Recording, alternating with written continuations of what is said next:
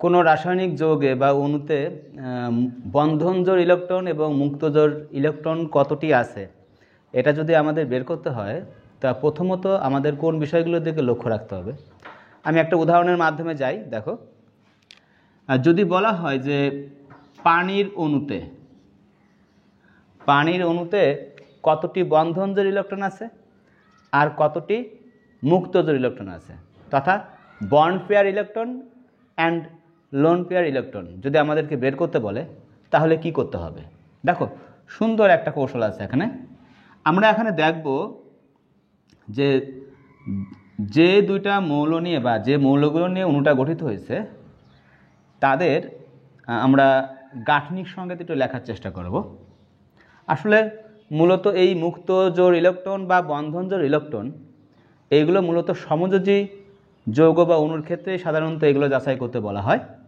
সেজন্য আমরা সমযোজী অণুর যে গাঠনিক সংকেত সেই গাঠনিক সংকেতটা একটু আঁকার চেষ্টা করি। যেমন এই পানির অণু, আমরা জানি যে অক্সিজেনের যোজনী 2, সুতরাং অক্সিজেনের 2টা হাত থাকবে, ওকে, আর হাইড্রোজেনের যোজনী 1, হাইড্রোজেনের 1টা হাত থাকবে। প্রথমত আমরা এভাবে একটু চিন্তা করে নিতে পারি। তো বন্ধনজোড় ইলেকট্রন বের করা খুব সহজ।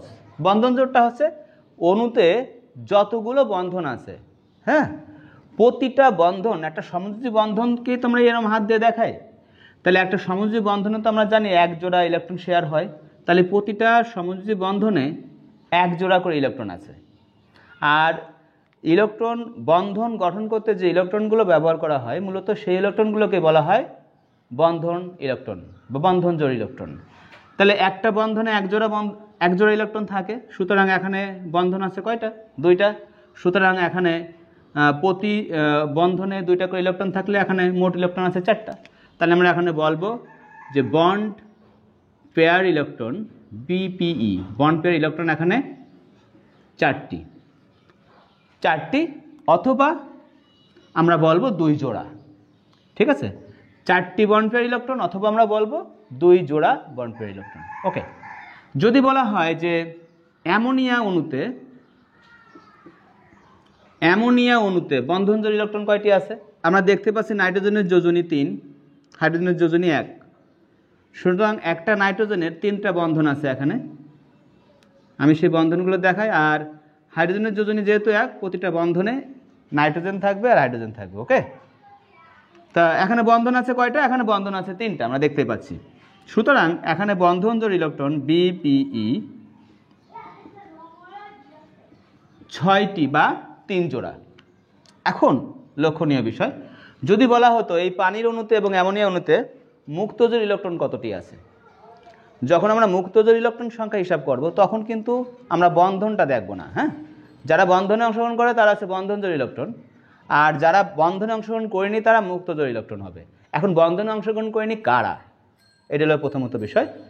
তাহলে সেই ক্ষেত্রে আমরা দেখব ওই অণুর মধ্যে যে পরমাণুগুলো আছে সেই পরমাণুগুলোর যোজ্যতা স্তরের ইলেকট্রনগুলোই তো মূলত বন্ধনে অংশগ্রহণ করে, আর যোজ্যতা স্তরের যে ইলেকট্রনগুলো বন্ধনে অংশগ্রহণ করে না মূলত সেইগুলোই মুক্তজোড় ইলেকট্রন। তাহলে প্রথমত আমাদের দেখতে হবে এই অণুর মধ্যে যে পরমাণুগুলো আছে তাদের যোজ্যতা স্তর অর্থাৎ সর্বশেষ শক্তি স্তরে কতটা ইলেকট্রন ছিল। তা আমরা জানি যে নাইট্রোজেন পরমাণুর যোজ্যতা স্তরে 5টা ইলেকট্রন আছে। আমি এটা ইলেকট্রন বিন্যাস দেখে নাই আলোচনা করলাম আজকে। ইলেকট্রন বিন্যাসের আমার ক্লাস আছে, তোমরা এগুলো দেখে নিতে পারো।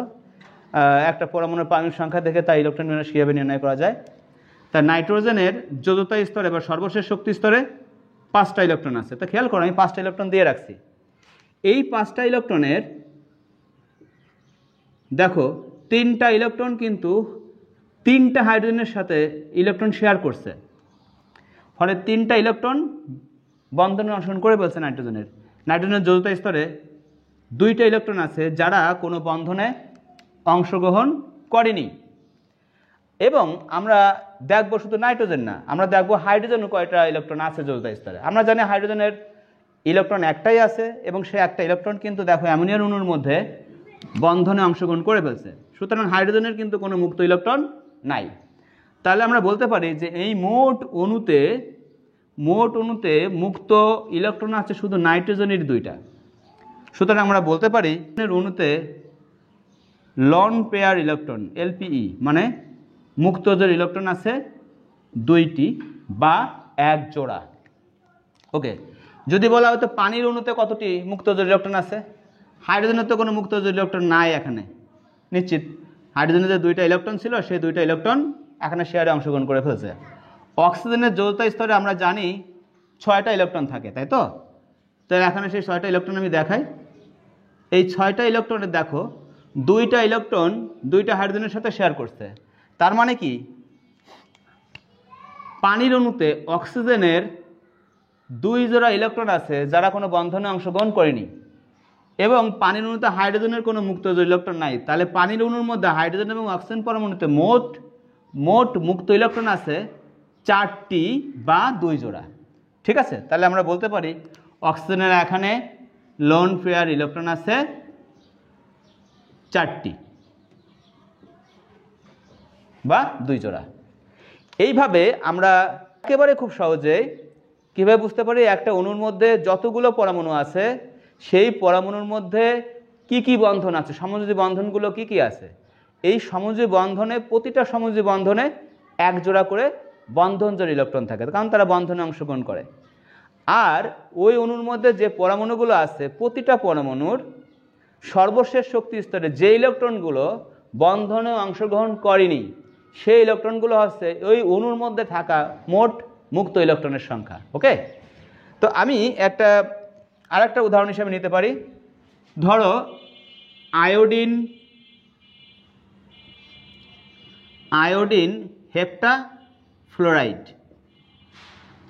হেপ্টাফ্লোরাইড, এখানে একটা সমযোজী বন্ধন, কারণ দুইটাই অধাতু।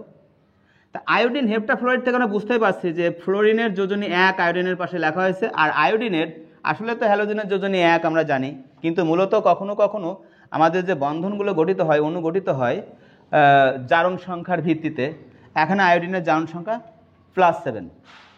ঠিক আছে, যে কারণে আয়োডিনের এখানে হাত থাকবে, যেহেতু এই জারণ সংখ্যাকে আমি যোজন হিসেবে চিন্তা করতে পারি এখানে বন্ধন দেখানোর জন্য, তাহলে আয়োডিনের সাথে 7টা ফ্লোরিন যুক্ত।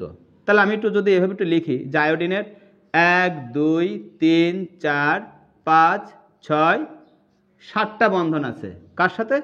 7টা ফ্লোরিনের সাথে। 7টা ফ্লোরিনের সাথে আয়োডিনের 7টা বন্ধন আছে। ওকে, আয়োডিন হেপ্টাফ্লোরাইড অণুর মধ্যে। তাহলে বন্ধন এখানে মোট কয়টা? 7টা। যেহেতু মোট 7টা বন্ধন আছে, সুতরাং এখানে বন্ধন জোড় ইলেকট্রন, বন্ড পেয়ার ইলেকট্রন হচ্ছে এখানে 7 জোড়া, বা আমরা বলবো 14টি। বন্ধন জোড় ইলেকট্রন বা বন্ড পেয়ার ইলেকট্রন এখানে আছে 7 জোড়া বা 14টি। এখন যদি বলতো যে এখানে লোন পেয়ার ইলেকট্রন বা মুক্ত ইলেকট্রন কতটি আছে, খুব সহজ হিসাব। আয়োডিন যেহেতু হ্যালোজেনের মধ্যে সর্বোচ্চ শক্তি স্তরে 7টা ইলেকট্রন, তাহলে আয়োডিনের 7টা ইলেকট্রন কিন্তু বন্ধনে অংশগ্রহণ করে ফেলছে। আয়োডিনের কিন্তু আর কোনো মুক্ত ইলেকট্রন নাই যৌথতা স্তরে, কিন্তু ফ্লোরিনের দেখো যৌথ স্তরে 7টা ইলেকট্রন, যার একটা ইলেকট্রন শেয়ারিংয়ে অংশগ্রহণ করে ফেলছে, বন্ধনে অংশগ্রহণ করেছে। তার কি প্রতিটা ফ্লোরিনের আরও 3 জোড়া করে ইলেকট্রন আছে যারা কোনো বন্ধনে অংশগ্রহণ করেনি। তাহলে প্রতিটা ফ্লোরিনের যদি 3 জোড়া করে ইলেকট্রন থাকে, তাহলে এখানে ফ্লোরিন আছে কয়টা? 7টা। তাহলে আয়োডিন হেপ্টাফ্লোরাইড অণুর মধ্যে আমরা বলতে পারি যে ফ্লোরিনে 3 7টা 21 জোড়া, অর্থাৎ লোন পেয়ার ইলেকট্রন আছে 7টা ফ্লোরিনের জন্য 3 7টা 21 জোড়া মুক্ত ইলেকট্রন আছে, বা আমরা বলতে পারি 42টি মুক্ত জোড় ইলেকট্রন বিদ্যমান বা মুক্ত ইলেকট্রন বিদ্যমান। আয়োডিনের যেহেতু কোনো যৌথতা স্তরে মুক্ত ইলেকট্রন নাই। ওকে, এইভাবে আমরা একটা অণুর মধ্যে মুক্ত জোড় এবং বন্ধন জোড় ইলেকট্রনের সংখ্যা খুব সহজেই নির্ণয় করতে পারবো। ধন্যবাদ।